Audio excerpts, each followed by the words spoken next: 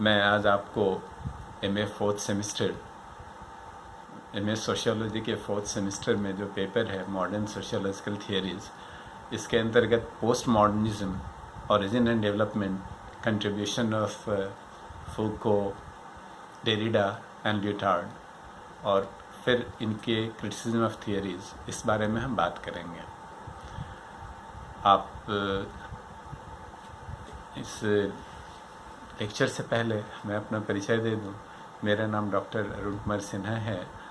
मैं सहायक प्राध्यापक समाजशास्त्र गवर्नमेंट कॉलेज रामाटोला से हूँ। आपको ये समझना बहुत आसान है कि मॉडर्निटी क्या है। मॉडर्निटी यानी कि आधुनिकता। वो आप देखेंगे आधुनिकता में साइंस पे ज़्यादा फोकस होता है, विज्ञान पे फोकस होता है, रैशनैलिटी पे फोकस होता है और एक सामाजिक प्रोग्रेस, सोशल प्रोग्रेस पे फोकस होता है और टेक्नोलॉजी पे फोकस है। इन सब के कारण बहुत सारा विकास हुआ है और विकास के कुछ दुष्परिणाम सामने आए हैं कुछ, जिसके तहत एक दौर चला जिसमें अब इन चीज़ों को एक नए निगाह से देखा जाने लगा। तो अब इसको हम ये नहीं बोल सकते कि ये एक मॉडर्निज्म के खिलाफ एक प्रतिक्रिया थी। प्रतिक्रिया शब्द ना बोल के हम ये बताएं कि एक रिस्पांस था, एक उन चीज़ों के को सप्लीमेंट करने का एक जवाब था। आखिर ऐसी क्या ज़रूरत पड़ गई कि कुछ नए राइटिंग्स की ज़रूरत पड़े। तो आप देखेंगे किसी भी काल में, किसी भी हिस्टोरिकल इपोक में समय के साथ विचार भी बदलते हैं और जब एक नए सिस्टम का, नई व्यवस्था आती है तो उसमें बहुत सारी बुराइयां होती हैं, तो एक नए विचार को जन्म देती है। तो जब मॉडर्निज्म फुल फ्लेजेड आ गया, अच्छे से पूरे वर्ल्ड में स्थापित हो गया, तो इसकी कुछ बुराइयां सामने आई। जैसे आप देखेंगे लोग आधुनिकता के दौर में, टेक्नोलॉजी के दौर में वर्ल्ड वॉर हुए, कई जगह लड़ाइयाँ हुई। पॉलिटिकल क्षेत्र में देखेंगे, राजनीतिक क्षेत्र में तो डेमोक्रेसी का उदय हुआ, लिबरलिज्म कॉन्सेप्ट आया। लेकिन आप ये देखिए, डेमोक्रेसी आया, प्रजातंत्र आया, तो क्या ये प्रजातंत्र सबों के लिए सामान था? देखेंगे अमेरिका में सिविल राइट्स मूवमेंट्स हुए 60s में। एक नैरेटिव बना, एक जो वो यूँ कहें एक जो बृहद सिद्धांत बना, वो इन चीज़ों को जस्टिफाई करने के लिए, इन चीज़ों को स्थापित करने के लिए, इसके प्रतिक्रिया स्वरूप, इसके विरोध में बहुत सारे राइटिंग्स फ्रेंच और इटालियन राइटर्स ने बहुत सारे राइटिंग्स किए। लेकिन सर्वप्रथम अगर मैं देखूं तो ये पोस्ट मॉडर्न कंडीशन एक 1979 में J.K. ल्यूटार्ड की किताब आई थी। इसके बाद पोस्ट मॉडर्निज्म का जो नाम है वो हमारे साहित्य में, या यूँ कहें हमारे इंटेलेक्चुअल मूवमेंट में ये शब्द आ गया। और इसमें योगदान ल्यूटार्ड के अलावा फूको का, वो भी एक फ्रेंच थे, डेरिडा का। डेरिडा पहले अल्जीरियंस थे, बाद में उन्होंने फ्रांस में जाके अपना पठन पाठन का कार्य किया था। तो इन सब का योगदान भी हम देखेंगे।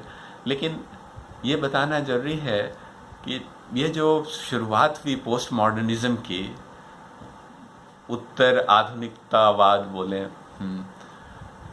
तो इनका मुख्य उद्देश्य था जितने एस्टैब्लिश्ड चीज़ें थे उनको क्वेश्चन करना, जो पहले से स्थापित थे उन चीज़ों को से जवाब तलब करना। एक क्वेश्चनिंग का दौर शुरू हुआ। आप अच्छे से जानते हैं कि जब तक आप चीज़ों को क्वेश्चन नहीं करेंगे, आपका नॉलेज नहीं बढ़ेगा, आपका ज्ञान नहीं बढ़ेगा और चीज़ों की खामियां आपको नहीं पता चलेगी। तो उन्होंने क्वेश्चन शुरू किया। उन्होंने बताया कि देखिए, कोई भी जो चीज़ है एकदम से सही नहीं होती है। जो सच्चाई है वो मल्टी फैसेटेड है, वो उसका एक पहलू नहीं होता है। मोरालिटी है, वो विभिन्न तरह के मोरालिटी और नैतिकता होते हैं। ये जो हमारा सामाजिक प्रोग्रेस है वो कहाँ तक और किस हद तक और कितने लोगों के लिए, वो ह्यूमन नेचर है, वो फिक्स डायरेक्शन में नहीं होता है, इसके बहुत सारे आयाम हैं। रीज़न, सिर्फ जो रीजनिंग से बातें होती है वही सही हो, वो भी सही नहीं है।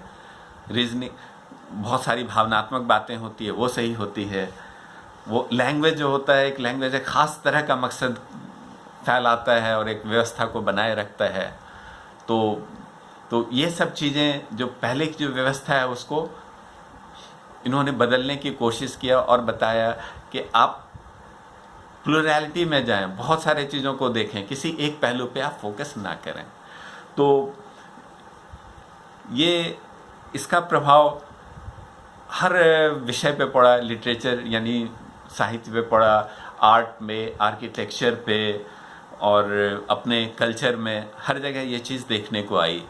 जो विविधताओं का एक दौर चला और ये एक रिस्पांस था एक रूपता के खिलाफ, और उस एक रूपता में जो परेशानियां आ रही थी, जो जिन चीज़ों को छोड़ा जा रहा था, उन चीज़ों पे नज़र डालने वाली बात हुई।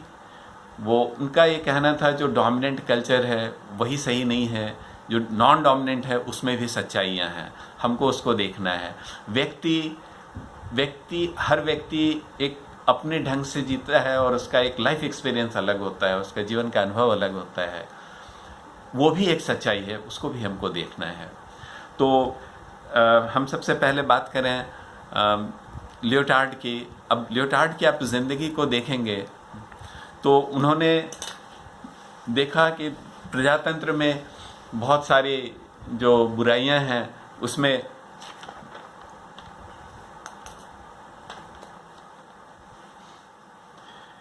इंडिविजुअल का कहीं योगदान नहीं रहता। वो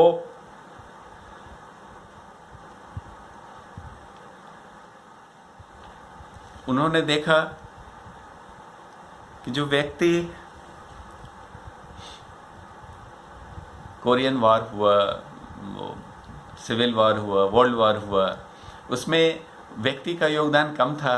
वो एक संस्था ने उसको शुरुआत किया था और संस्था के कारण व्यक्ति उसको क्वेश्चन नहीं कर पाया और उन चीज़ों में शामिल हुआ। तो इनका कहना है कि ये जो संस्था है जो पहले से है समाज में, वो एक नैरेटिव्स बनाता है। नैरेटिव्स मतलब एक कहानी बनाता है और एक लैंग्वेज बनाता है जिसके तहत आपको एक खास विचारधारा में सोचने को मजबूर कर देता है, जिसको आपको क्वेश्चन करना है। उसके बाद आप डेरिडा को हम बाद में देखेंगे, पहले फूको पे जाएं, क्योंकि फूको, ये इनका जन्म भी 1926 के आसपास हुआ था। लगभग तीनों समकालीन ही थे, डेरिडा, फूको और लियोटार्ड। तो फूको का आप जिंदगी देखेंगे तो एक अजीब सी चीज़ देखने को मिलती है, क्योंकि फूको के पिताजी एक बहुत ही अपर रिच क्लास से थे, लेकिन इनका जो विचारधारा था वो क्लास से हटके था। तो बात ये आती है कि क्या हर व्यक्ति उसी ढंग से सोचता है जिस क्लास में पैदा होता है? तो आपको इस प्रश्न का जवाब मिलेगा कि ऐसा हरगिज़ नहीं होता है। सामान्यतया हो सकता है, लेकिन बहुत सारे विलक्षण प्रतिभा अपने क्लास से हटके सोचते हैं। अब उनके जीवन में भी अगर आप देखेंगे तो शायद एक बार उन्होंने सुसाइड अटेम्प्ट किया था और जिसके कारण उनको एक साइकेट्रिस्ट के पास भी ले जाया गया। तो अब ये देखिए, जो व्यक्ति किसी क्षण में, किसी आवेश में सुसाइड करने के लिए आतुर था और वो कितना बड़ा फिलोसफर बना, एक बहुत बड़ा फिलोसफर बना, एक सामाजिक थियरिस्ट, सोशल थियरिस्ट बना। तो इस हम सब के लिए एक मैसेज भी है, ज़िंदगी एक कोई क्षण पे नहीं रुकती है, ज़िंदगी चलती है और आप अपनी प्रतिभा को किसी भी पल पा सकते हैं और समाज में योगदान दे सकते हैं। तो इनका जो योगदान था, इन्होंने देखा कि समाज दो चीज़ों से चलता है, पावर और नॉलेज। और वो जो मॉडर्न सिस्टम में बुर्जुआजी लोग थे, बुर्जुआजी मार्क्सियन टर्मिनोलॉजी है, मार्क्स का ये शब्द है जो रिच क्लास। तो रिच क्लास अपने पावर और नॉलेज से और उसी पर आधारित संस्था से सामाजिक नियंत्रण करता है बाकी सब लोगों पे। तो वो एक तरह से मार्क्स के सिद्धांत को आगे बढ़ा रहे थे और आप देखिए उनमें एक बहुत रिवोल्यूशनरी, एक जो विद्रोही भावना था और एक जज्बा था। उनका कहना था समाज व्यक्ति को प्रताड़ित करता है और दबा के रखता है। वो खुद अपने आप को बहुत रिप्रेस्ड महसूस करते थे। साइकेट्रिस्ट ने कहा शायद उनकी सेक्सुअलिटी वो एक्सप्रेस नहीं हो पा रही थी, इसलिए वो विदेशों में भी ऐसे जगह जाते थे जहां उनको अपना एक्सप्रेशन मिल सके। उनका कहना था समाज जो है वो व्यक्ति के व्यक्तित्व को दबाता है। और उन्होंने अपने जीवन काल के आखिरी में एक किताब भी लिखी थी, हिस्ट्री ऑफ सेक्सुअलिटी। और उनका देहांत भी बड़ा आयरॉनिकल है, उनका देहांत भी एड्स के कारण हुआ था, जबकि उनकी उम्र बहुत ज़्यादा नहीं थी, वो 58 थी। तो बहरहाल उन्होंने एक इतिहास के बारे में बहुत अच्छी बात बोली। उन्होंने इतिहास के अध्ययन के बारे में बोला कि इतिहास में जो हम लोग फैक्ट्स और जो भी अध्ययन करते हैं वो इतना इम्पॉर्टेंट नहीं है। हमारे लिए इतिहास इतना बस इसलिए इम्पोर्टेंस रखता है कि हमको वहाँ से कुछ आइडियाज़ मिले, कुछ एग्जाम्पल्स मिले और कुछ कॉन्सेप्ट्स मिले, अवधारणा मिले, जिससे कि हम अपनी इस ज़िंदगी को बेहतर कर सकें। और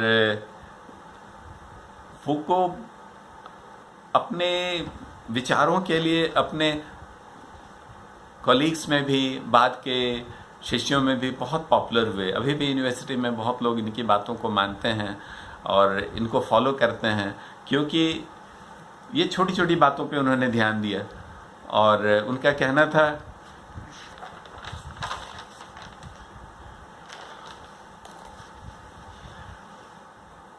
मॉडर्न सिस्टम में जो प्रिजन है, पुलिस है, लॉ है, कोर्ट है, ये सब आदमी को पनिशमेंट देता है। और मॉडर्न सिस्टम अगर कहें कि बहुत बेहतर है पनिशमेंट का, तो वो डिसएग्री करते थे। बोलते वो दिखता ज़रूर है लेकिन वो पावरफुल लोगों का इंटरेस्ट सर्व करता है, वो पावरफुल लोगों के लिए ही काम करता है। वो ये कहना फिर उन्होंने एक और बात बताई कि जैसे पूर्व में देखेंगे आप, फांसी दे दी जाती थी सड़क पे, तो वो जरूर क्रूर जरूर दिखेगा, लेकिन उसके पीछे उतनी क्रूरता नहीं थी जितनी कि अब होती है, और वो दिखता नहीं है। वो एक सप्रेशन का दौर चलता है जिसमें कि आदमी का आधुनिक काल में वो क्रिएटिव नहीं हो पाता है। तो खैर वो उनके इस आइडियाज़ और के कारण लोग उनकी बातों को ज़्यादा सुनना और समझना पसंद करते थे, जिसमें वो व्यक्तिगत स्वतंत्रता की बात करते थे। और फूको की ही बात लें तो उन्होंने बताया था कि हर का अपना एक कल्चर होता है और उस कल्चर को भी देखना ज़रूरी है। जो डोमिनेंट कल्चर है वही सही है, ऐसा बिल्कुल नहीं है, दूसरे साइड भी सच्चाई है। फिर आप डेरिडा की बात करें तो वही सच्चाई की बात उन्होंने भी की। वो बोले जो कोई भी सच्चाई है वो मल्टी फैसेटेड है, वो एक यूनिडायरेक्शनल नहीं है। वो उन्होंने एक सिद्धांत दिया डिकंस्ट्रक्शन का, हाँ, और एपोरिया और लोगोसेंट्रिज्म, ये तीन इनका मुख्य था। तो उसमें डिकंस्ट्रक्शन का उनका तात्पर्य ये था कि कोई भी डोमिनेंट आइडियाज़ हो उसको आप लॉयल्टी उस पर मत रखिए, उसके प्रति यूँ कहें आपका जो कटिबद्धता है उससे दूर होइए, और उसका जो काउंटर व्यू है उसके पॉइंट ऑफ व्यू को देखिए, उसके भी विचार को देखिए, तभी आप सच्चाई को जान पाएंगे। तो और ये लैंग्वेज जो है वो लैंग्वेज खास वर्ग के बातों को ही रखता है, तो उस चीज़ों को भी आपको संभल कर देखना है। बहुत सारा डाइकोटमीज आता है प्रॉफिट और लाभ का या चैरिटी का, तो ये सब डाइकोटमीज में उन्होंने ये नहीं बनाया कि प्रॉफिट सही है, चैरिटी ही सही है, दोनों सही है अपने जगह। ये कॉन्फ्लिक्टिंग सिचुएशंस कई बार आते हैं, तो उसने एक वाया मीडिया निकाला। कॉन्ट्राडिक्शंस हैं, लेकिन दोनों में आप अच्छाई देखें, और यही साइन ऑफ मैच्योरिटी है। वो इक्वालिटी के पक्ष में थे कि हाँ बराबर होना चाहिए, लेकिन हर मामले में बराबरी होनी चाहिए, उस पर वो कायम नहीं थे। वो इनइक्वालिटी के भी प्रोपोनेंट थे, लेकिन equality as a principle, as a idealism, वो अच्छी बात है। तो अब कुछ मॉडर्न संदर्भ में हम देखें, आज के परिवेश में देखें, तो आप देखेंगे कि फूको ने बोला था कि ठीक है, हम सिर्फ साइंस नहीं, मतलब पीछे जो हमारे आइडियाज़ हैं, या पोस्ट मॉडर्निज्म कहता है, जो हमारे इतिहास में भी बहुत सारी अच्छी बातें हैं, उनको लेके हमको आगे बढ़ना चाहिए। तो अब ये इतिहास में जो भी अच्छी बातें हैं, उनको लेके आगे बढ़ना चाहिए, ये मॉडर्निज्म कभी रिजेक्ट नहीं करता है। सिर्फ मॉडर्निज्म का जो फोकस है प्रोग्रेस वाला, वो यूनिडायरेक्शनल हो गया था। पोस्ट मॉडर्निज्म ने उसको वापस बरकरार रखा है और मॉडर्निज्म का ही हिस्सा है। अब as a concept, as a अवधारणा, पोस्ट मॉडर्निज्म बहुत चला, लेकिन अब इसके ऊपर बहुत सारा क्रिटिसिज्म भी है। अब क्रिटिसिज्म आप ये देखें तो लोग बोलते हैं ये क्या है, इसमें तो इतना कॉम्प्लेक्सिटी है कि कुछ समझ में नहीं आता है। ये प्लुरैलिटी की बात करता है, सब्जेक्टिविटी की बात करता है, और इसमें कुछ ठोस चीज़ निकल कर नहीं आता। वो नॉम चॉम्स्की कहते हैं कि इसमें ना तो कुछ एम्पेरिकल है, ना कुछ एनालिटिकल है, ये बहुत ऑब्सक्योर सा है। ऑब्सक्योर सा मीन्स अस्पष्ट है। दूसरा, अगर जिन लोगों ने पोस्ट मॉडर्निज्म के सिद्धांत को पढ़ा, और अगर हम बोलें कि साइंस के हम पीछे जाते हैं, तो इस थियरी को उठा के बहुत सारे लोग मॉडर्निज्म को टोटली रिजेक्ट कर रहे हैं और go back to the past. तो वो कोई भी पोस्ट मॉडर्निस्ट ने ऐसा नहीं बोला था कि हमारा जो इतिहास है वो बहुत हम मिस करते हैं, बहुत गौरवशाली था। ऐसा पोस्ट मॉडर्निस्ट नहीं बोलता है।